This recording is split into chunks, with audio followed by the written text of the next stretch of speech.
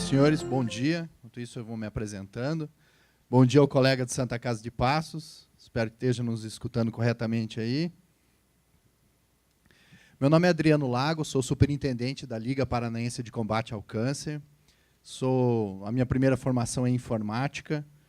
Depois eu migrei para a administração hospitalar, tenho 28 anos de experiência. Nos 12 primeiros anos sempre no hospital geral e nos últimos anos somente com Câncer Center e Oncologia. Fiquei 10 anos no Hospital de Câncer de Barretos e agora iniciei meu 5º ano no Hospital Erasto Gettner, em Curitiba. Tive a felicidade, em Barretos, iniciar com o Departamento de Pesquisa Clínica.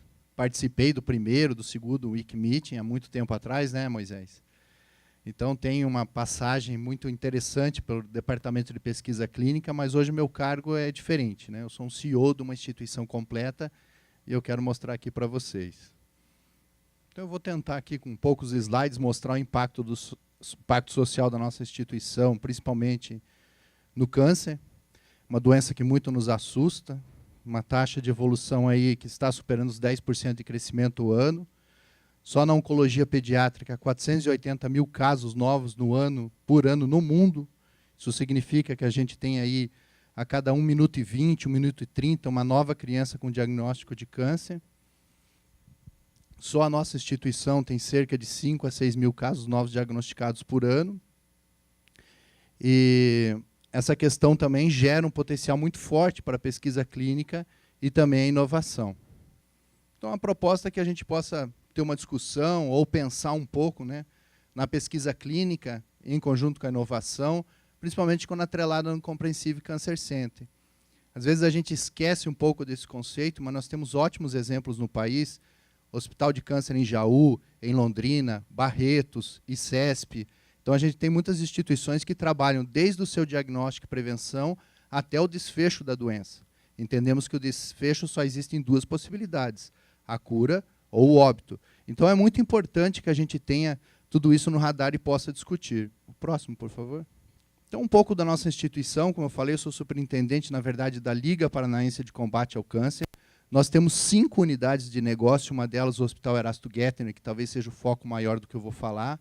Além disso, nós temos a Rede Feminina de Combate ao Câncer, que há mais de 60 anos tem voluntários apoiando de maneira social a instituição. Hoje temos cerca de 400 voluntários. O IBEG, o Instituto de Bioengenharia do Erasto Gettner, dentro do nosso complexo hospitalar, nós temos uma unidade fabril, uma fábrica de produtos médicos hospitalares, no qual a gente está passando por um processo de remodelação, tentando transformar ele num centro de inovação. Marie, me permita, mas aqui já fica o registro, que eu acho que esta unidade de negócio especificamente tem tudo a ver com a Câmara de Comércio Brasil e Canadá. A gente tem interesse de participar do comitê de inovação em saúde, porque é o nosso grande foco lá dentro, inovar em saúde. Temos uma unidade específica que cuida só de ensino e pesquisa há mais de 30 anos, que é o CEPEP. Inauguramos, há cerca de 1 ano atrás, uma unidade baseada só para oncologia clínica, a 150 quilômetros da cidade de Curitiba, no interior, que fica em Irati. Em 1 ano, a gente já está realizando 100 quimioterapias por mês. Até março de 2019, nós vamos abrir outra unidade na cidade de Paranaguá. O Paraná, na sua regional de saúde, tem 22 regionais. Irati está sediando a 4ª, então toda a movimentação dos pacientes da 4ª regional do Paraná ficam sob responsabilidade da nossa instituição. E, a partir do ano que vem, toda a 1ª regional, que é todo o litoral, que é a cidade de Paranaguá, também o será. Então, aqui a gente já abre uma oportunidade de ter, mesmo à distância, a questão de desenvolver pesquisa, aproximar, fazendo com que os pacientes viajem e se desloquem menos, mas ainda continuem institucionalizados a um Cancer Center. Próximo, por favor. Um rápido review só para a gente pensar, porque eu noto aqui que nós temos representantes de instituições, CROs, indústria, né? Mas o que permeia nosso cenário como uma atividade médica hospitalar, a complexidade, em todos os sentidos, complexidade da doença, complexidade de estruturas. Somos regidos, né, por várias normativas, especificamente da saúde, juntando tudo aquilo que a gente precisa seguir, são cerca de 22 mil. Então, é muita coisa que fica cerceando e junto da gente, tendo que implementar novas novas bases de operação. O financiamento, ou em muitos dos casos a falta do financiamento, é algo que está muito intrínseco ligado à nossa instituição. O produto final, que é a prestação de serviço, né? Quando a gente pensa em qualidade e satisfação do cliente, é outra grande dificuldade que a gente tem dentro de uma instituição. E os recursos humanos, né? Seja ele interno ou externo. No nosso caso, 400 voluntários, 250 médicos, 1.200 colaboradores, picos de até 2.000 pacientes por dia, além de todos os nossos fornecedores, parceiros, quer dizer... Próximo, por favor. A gente fica uma sensação parecida com aquela, né? Temos que empilhar ali e segurar e fazer malabarismo com muitos pires, e quando você domina tudo isso, sempre vem alguém com mais um e fala, você tem que colocar mais um sem cair, nada disso. Então, realmente é uma dificuldade, uma complexidade muito forte. Mas a nossa instituição, assim como todos os outros Comprehensive Cancer Center, tem os seus diferenciais, é um pouco disso que a gente pode falar. Para se tornar uma instituição de especialidade, é muito importante que ela atue nesses 5 pontos, né? E a nossa instituição consegue fazer isso de uma maneira muito forte. Trabalhar com prevenção, né? Acima de tudo, fazer diagnóstico, tratamento, ensino e pesquisa. A gente acha que isso é um grande diferencial que precisa ser explorado. Por favor, próximo. Agora aqui sobrepôs, mas eu vou traduzir os números que estão ali. Então, os nossos números, eu vou mostrar aqui os de 2017, mas vou projetar o que a gente está, pela média desses meses, em 2018, provavelmente vai alcançar. Em 2017 foram 45 mil pacientes, mas a estimativa é que a gente chegue nos 50 mil esse ano. 417 mil atendimentos, e esse ano nós vamos superar os 450 mil atendimentos. Os procedimentos realizados foi um pouco mais de 1.700.000, e a média desse ano demonstra que nós superaremos os 2.200.000 procedimentos. Dentro desses procedimentos, a trilogia do câncer, fizemos 80 mil doses em quimioterápicos, e esse ano nós vamos chegar muito próximo de 100 mil. Na radioterapia, foram 240 mil sessões de radioterapia, e nesse ano nós vamos chegar a 260 mil sessões de radioterapia. Somos o maior parque radioterápico do sul do país, com 5 aceleradores, e uma bracterapia completa, fazendo inclusive radiocirurgia. E em cirurgia, no centro cirúrgico, passamos das 8 mil em 2017, e esse ano superaremos as 10 mil cirurgias, com destaque muito importante, que seria desta foto. Nós somos o único programa de cirurgia robótico do Paraná e Santa Catarina. Fomos o primeiro e o único, fomos o segundo no sul do país. Oferecemos cirurgia robótica para pacientes SUS. São poucas instituições no Brasil que conseguem fazer isso, né? ICESP, Hospital de Câncer de Barretos, Porto Alegre fazia, mas está suspenso, nós, e eu desconheço outra. Né? Isso é muito importante. E que eu gostaria de chamar a atenção, pode fechar, por favor, né? Que talvez estaria a simbologia aqui, tudo isso no modelo de gestão, inclusive com a preocupação de ter o equilíbrio econômico. Eu estou lá, abri meu 5º ano de trabalho, confesso aos senhores que os 2 primeiros anos foram muito difíceis para estruturar, mas hoje a gente tem todas as nossas contas pagas, vamos entrar no 3º ano consecutivo com resultados positivos, 3º ano consecutivo com o 13º em dia, né? Mas o que isso tem a ver com a pesquisa? Talvez os representantes da CRO, da indústria, entendam melhor isso. Você desenvolver pesquisa no lugar que não tem dinheiro para comprar insumo, não consegue fazer os seus exames, por exemplo. Você vai pedir uma prioridade para alguém que não entende de pesquisa e só faz assistência, que está com pagamento do salário atrasado, não vai fazer. Como é que você vai ter os controles de pesquisa e registro nos equipamentos que precisam de manutenção preventiva e corretiva? Então, é muito importante essa parte estar muito bem estruturada. Isso faz parte do desenvolvimento adequado de pesquisa. Como eu falei, o Erasto Guettini teve seus problemas, mas hoje consegue colocar toda essa gestão à prova de uma maneira muito funcional. Esse é um relato dos nossos casos novos de 2016. A nossa distribuição, seja por sexo, seja por doença, é muito parecida com o que acontece no país. Mama, próstata, a gente não tem muitas diferenças. O que eu gostaria de fazer para vocês é que nós fazemos um acompanhamento dos pacientes através do nosso registro hospitalar de câncer, muito adequado e muito atualizado. Isso há mais de 30 anos. Esse é outro grande diferencial que a nossa instituição tem. Dentro desse registro de hospitalar de câncer, a gente acompanha os nossos resultados. Isso é outra questão também, que o brasileiro tem uma cultura muito diferente e a gente precisava trazer mais isso à sociedade. É muito comum, quando a gente tem qualquer problema dentro da família, que precisa de uma estrutura, a gente pergunta: qual médico vai nos ajudar? Qual profissional você indica? E, às vezes, a gente acaba esquecendo de avaliar os resultados, né? Você vai nos Estados Unidos, é comum que toda instituição de câncer tenha na porta da sua instituição quais são os seus resultados. E a nossa instituição faz isso há mais de 30 anos. Se vocês acompanharem aqui a evolução das décadas, né, este é o nosso última análise que a gente tem. Lembrando que a gente trabalha no câncer sempre com 5 anos de delay, né?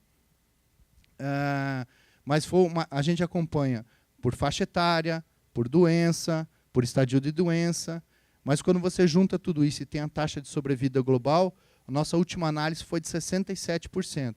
Isso quer dizer, a cada 100 pessoas que entram na nossa instituição, 67 delas saem curadas ou com o controle da doença. Isso é um número muito importante. E lembrando daqueles números que eu passei, dos 2 milhões de procedimentos, numa métrica de 80% SUS e 20% privado. Então, são resultados muito importantes. Próximo, por favor. E esse é um gráfico apenas para exemplificar. Está ali por estadio clínico de doença, mas, como eu falei, a gente faz todos os tipos de controle. E aqui o grande diferencial é que, para cada análise dessa, a gente tem um prontuário. É um prontuário único, que tem toda a questão retrospectiva dos pacientes para serem estudados e serem controlados.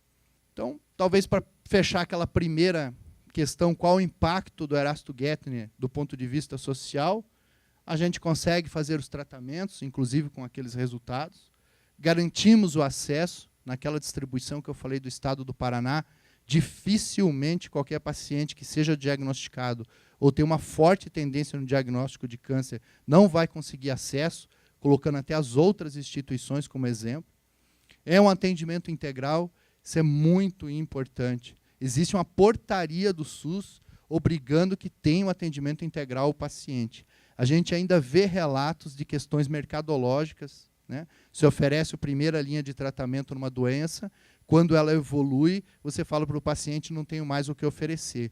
Nós temos um departamento que cuida exclusivamente dos nossos pacientes fora de possibilidade terapêutica. Hoje temos cerca de 500 pacientes sob essa condição, fazemos visita domiciliar ao paciente que não tem mais essa possibilidade, com voluntário, médico, farmacêutico, psicólogo, e tudo isso é um diferencial, né? E, além do mais, eu acho que o grande impacto, tudo isso no movimento SUS. O paciente não paga nada por tudo isso. Então, são aspectos importantes do ponto de vista social. Mas quais os potenciais que a gente tem, pensando no tema que foi proposto, que é a pesquisa clínica e inovação? A telemedicina seja um dos grandes pontos, né? A gente faz ela, mas de uma maneira um pouco diferente. A gente faz a telemedicina voltada para a discussão de caso com instituições irmãs no Brasil, mas também fora do Brasil, principalmente nos Estados Unidos, com o MD Anderson e o St. Jude's. Mas é um ponto diferencial, aberto para um benchmark e a gente poder ter os relatos de discussão de casos. A gente já fez uma experiência assertiva com Moisés, especificamente para UTI pediátrica, mas é um diferencial, um potencial muito forte. O outro que a gente acredita ser muito forte para desenvolvimento é a questão do biobanco. Só para se ter uma ideia, com aqueles números que a gente colocou de cirurgias, tendo um patologista no centro cirúrgico, a formação de um biobanco com os números que a gente tem anual, provavelmente em 5 anos a gente consiga facilmente de 50 a 70 mil amostras, né? Sendo tumor a fresco, plasma, sangue, com a estratificação de RNA e DNA, é um potencial enorme para se fazer pesquisa básica e também aquela junto com mestrado, doutorado em formação. Temos um departamento de oncogenética atuante, e agora, em 2019, nós vamos investir bastante nesta área de oncogenética, formando novos profissionais para ter a questão do acompanhamento, principalmente aconselhamento familiar na questão de oncogenética. Como eu já disse no começo, é uma instituição de ensino, né? Temos as formações, os cursos, eu vou colocar no outro slide, por favor. Então, nós temos o programa de residência médica, né? Com todas essas especialidades que trabalhamos com a renovação dos residentes anualmente. Temos a multiprofissional em todas essas áreas e também temos cursos de especialização nessas áreas. Quer dizer, temos uma unidade específica que cuida de ensino, temos um time específico que só gerencia tudo isso e toda aquela estrutura assistencial para poder colocar esses programas de pós-graduação dentro da nossa instituição. Na questão de pesquisa clínica, a nossa instituição participa de ensaios clínicos desde 2001. Naquela estruturação que nós fizemos, principalmente na questão de gestão, um potencial que a gente enxergou era a pesquisa, mas nós tivemos que fazer todo um acerto administrativo em outros itens, e especificamente agora, com a pesquisa clínica, nós começamos nesse segundo semestre de 2018. Mantemos aí de 50 a 60 estudos, nos últimos meses foi esses números que a gente teve, e a projeção de pacientes, próximo, por favor. A nossa meta era conseguir ter 200 pacientes ativos em pesquisa, estamos abaixo desse número, mas notem, 200 pacientes para toda aquela movimentação que a gente tem é muito pouco. Aí vem tudo aquilo que o Motti falou, né? A gente ainda precisa ter mais estudos, para isso passa pela parte regulatória, passa pela formação dos profissionais. Então, é um círculo ainda de inovação que a gente precisa multiplicar em espaços como esse e outros para que a gente possa ter essas pesquisas, né? O acesso desses pacientes, principalmente de SUS, nesses ensaios clínicos, são fundamentais para garantir até um tratamento adequado e padrão para ele. Muitos desses tratamentos, muitos desses pacientes não têm a oferta que tem ali dentro do SUS, né? E, em muitos casos, muito menos também a operadora de plano de saúde. Então, por isso que está na nossa questão de enxergar como um grande diferencial e investir nisso. Estava conversando com o pessoal ali de Passos, né? A grande dificuldade que as instituições têm é você olhar para a pesquisa e tentar implementar junto com a gestão. A gestão não entende disso, ou os profissionais que estão junto da assistência não entendem de pesquisa, então também deixa de ser um grande desafio interno essa multiplicação de conhecimento e de oportunidades. Próximo. Outra questão que a gente está estruturando, mas talvez comece só em 2019, é a formação de um núcleo de farmacoeconomia.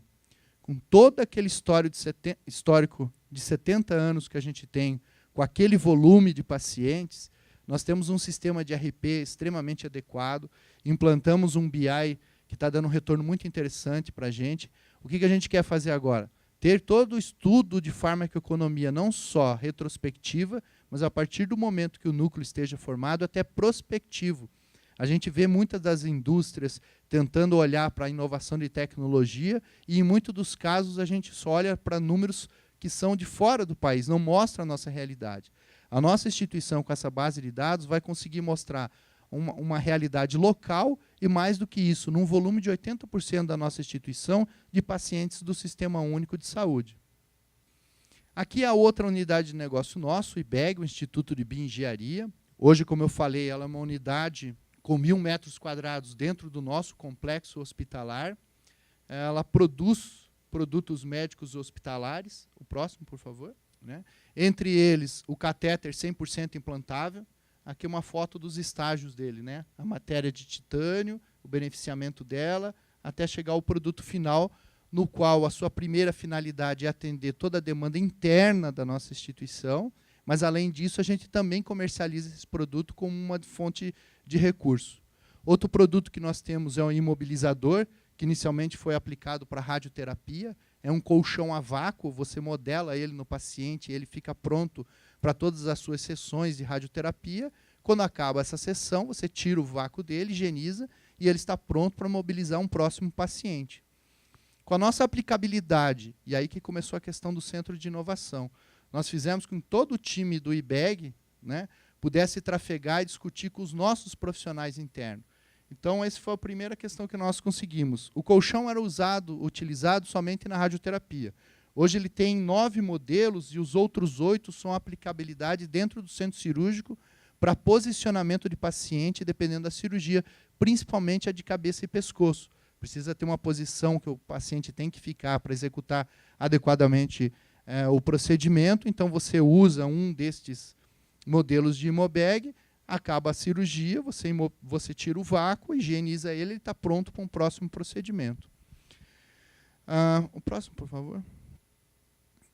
Dentro do IBEG, a gente deu a responsabilidade, montou um comitê dentro da nossa instituição, que é desenvolver a propriedade intelectual, para que dela a gente possa aplicar e ter um acesso maior a um centro de inovação. Então, ali a gente colocou alguns dos objetivos, não queria ficar lendo para vocês, mas são exemplos do que a gente olhou para dentro da instituição, entende que tem que ter uma reserva, tem que ter a sua propriedade intelectual, até para aplicar a inovação. A gente quer a movimentação de todos os nossos colaboradores, não só médicos, mas também aqueles não médicos, para que eles se sintam um pesquisador, se sintam um inventor e tenham um palco de discussão interna para a gente colocar em prática esse projeto. O que falta para nós agora? Muitos casos. A fonte de recurso. A gente sabe que hoje a pesquisa não tem uma fonte de recurso, talvez a maior delas seja da indústria farmacêutica, que é voltada para novas drogas, né? Mas a gente está fazendo com trabalhos colaborativos com outras instituições de ensino, e agora procurando parceiros internacionais, para que, junto dessa propriedade intelectual, a gente tenha uma política de como fazer pesquisa e inovação dentro da nossa instituição.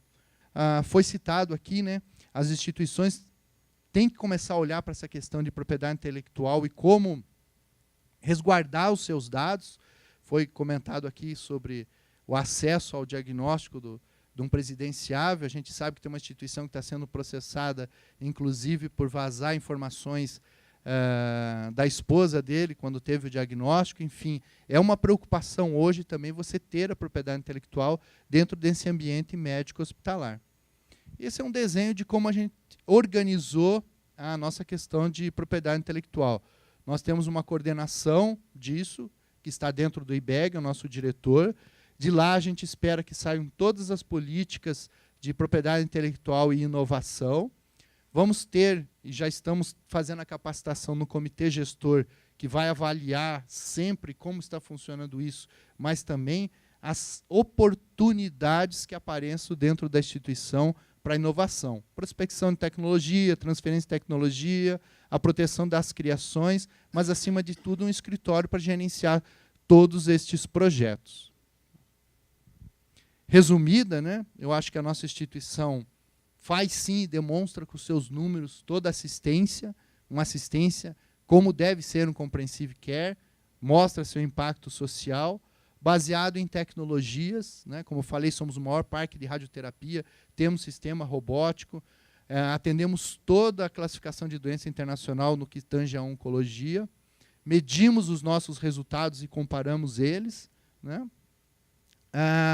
gerando esse impacto social, e agora a gente está muito preocupado como ter essa inovação e aplicabilidade de tudo isso. Quando eu trabalhava em Barretos, a gente montou o banco de tumores lá, e foi muito rápido. Eu acho que com 2 anos a gente já tinha mais de 30 mil amostras, porque o volume de Barretos é muito grande. Mas chegou um momento que a gente falou, o que a gente vai fazer com isso se não multiplicar, se isso não gerar ciência? Então, é uma questão que tem que ser sempre medida e implementada, e é nisso que a gente acredita, é nisso que a nossa instituição trabalha a cada dia e faz os seus planejamentos. Eu fico à disposição aqui para questionamentos. Agradeço mais uma vez, Moisés, o convite. Parabéns aí pela estrutura e muito obrigado.